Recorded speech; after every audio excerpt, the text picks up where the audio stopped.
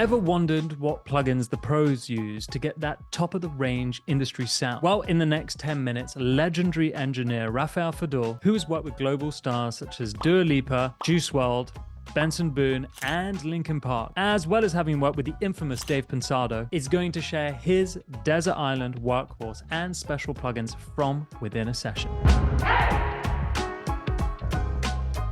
Hey, what's up, everybody? This is Fabio here from Noise at Boombox, the home of collaboration. Rafael, welcome. Hey, how's it going, everyone? Thank you so much for being here today and sharing this with us. Why don't you start us off with your Desert Island plugins?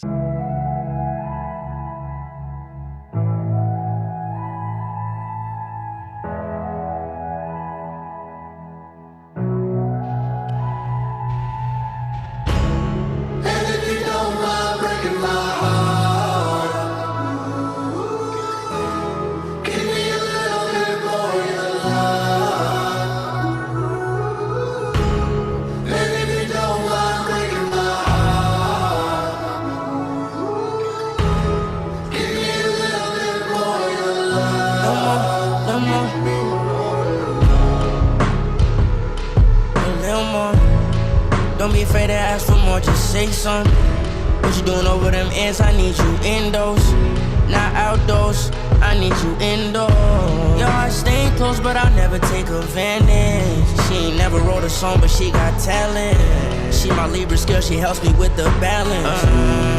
Careful with my words, I leave no damage. It would definitely be this guy. That's my go-to EQ for sure. Very basic stuff, you know, basic channel strip, has like an EQ here. Why would you use it over the Pro Q3? I just got used to it. I just feel like I know exactly what I'm doing and I don't have to like change too much, like look for things too much. It doesn't go as narrow as like the other EQs go. Like it's pretty narrow though, but it's like not as like surgical as the other EQs are. Like Pro Q3, you can get really crazy with that. So it's nice to have an all-in-one solution readily available with compression, gate, phase. My other like Desert Island plugin would be like another channel strip, like the UAD ones. I like these ones too a lot, the Brainworks one. If I need to do like a quick move in the mix, like I just have all of it there. If I feel like it needs compression, but then, you know, I'll make the decision after. Like I'll be like, oh, let me try compressing this. I'm like, oh, cool, I like the compression works for this, but maybe if I need a different compressor, then I'll go look for it. Do you find that channel strips help you make decisions quickly in the beginning? Oh, definitely, yeah. It's more instinctive, like because these numbers are so tiny that I don't even look. I'll just like do this, you know what I mean? Like, and then just sweep frequencies. And sometimes I'm doing like 10 dB of something. Sometimes I'm doing 0.2 dB of something, and I think sounds good. So I don't know. I don't care.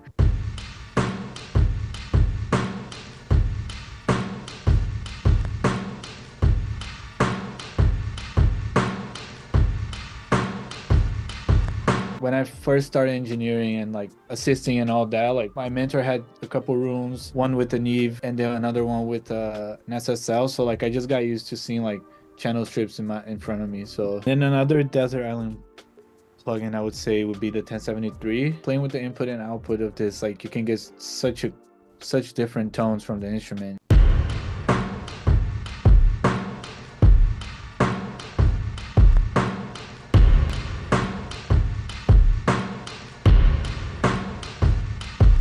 So, Rafael, next on the list are your Workhorse plugins. These are plugins that typically you find yourself using in every session. The Brainworks V3 for, you know, mid-side EQing, taking stuff out of the way of the vocals. I feel like this works really well. She said we have bigger problems in your family, and girl, that's true. Everything happens for a reason, and I guess I'm quoting you. Every time we both say we leave and we end up in the same pool. Thank you for the examples. Okay, let's move on to your sort of special / honorable mention plugins. I love EQs. Like I love EQing stuff, even if it's a little or a lot. I feel like that's where a lot of the emotion is. When we listen to something like really close by or far away, I mean, a lot of things are changing, but the EQ is very noticeable, you know, when like someone's like whispering in your ear or like singing right in front of you or all the way in the back of the room, to like all these things you can give an idea with EQ, you know, like of depth, of presence, of you know, dullness, or whatever you want to like do it. So I'm a big fan of the Manny Marroquin EQ. I think it's super musical.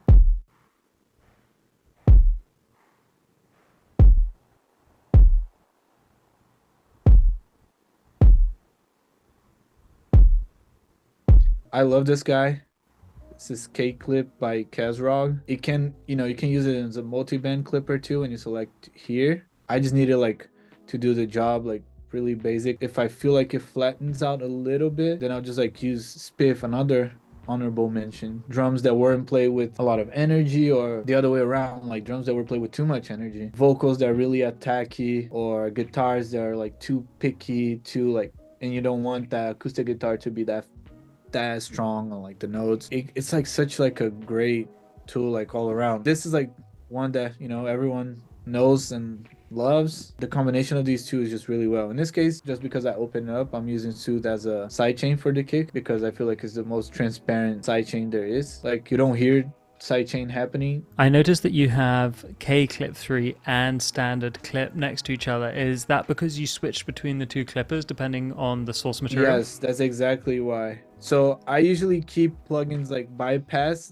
inactive. If I tried them on before in the mix and I ended up not using them, I was like trying it out with this and this, whatever, but I'm like, oh, this sounds better. The K clip sounds better in this case. So I'll just do this and not remove it, because next time I look at it, I'll remember that I already tried that and I didn't like. Do you have any tips that you would like to share to finish off for mixing engineers out there? Because I worked with Dave Pensado for a couple of years as his assistant, one thing that he made very clear always was that people like to work with you because of your taste. You just end up finding people like compatible taste. The only way I see that you can find these people is working with as many people as you can. Kind of like dating. Yeah, exactly. I think so. It worked out for me, so. What's your next tip? Next tip would be watch out for those peaks. Check your meters. I think like meters can help on like in that sense. See how much more space you can get with like controlling these unnecessary peaks of things. Like you don't need all that like attack, you know what I mean? Like on an acoustic song, if it's just like a straight up pop record, maybe it doesn't need all that impact on the kicks, like bigger kicks like an EDM song would have. So just watch the peaks and whatever you want to do to control. K clip is great, standard clip is great. Just, I don't know, use limiters, whatever you want to, however you feel like doing it and whatever sounds best. Just really watch out for those peaks, because they can give you a lot of space for other things that aren't shining as much because there's no space left. Rafael, thank you so much for joining us today at Boombox. This has been absolutely amazing. I hope the audience find all these tips, tricks, and plugins from the pro, Rafael, incredibly useful. I certainly did. Thanks so much for coming along, man. Yeah, of course. Thank you for having me. This was fun. It's been a pleasure as always, and we'll see you very soon. Peace.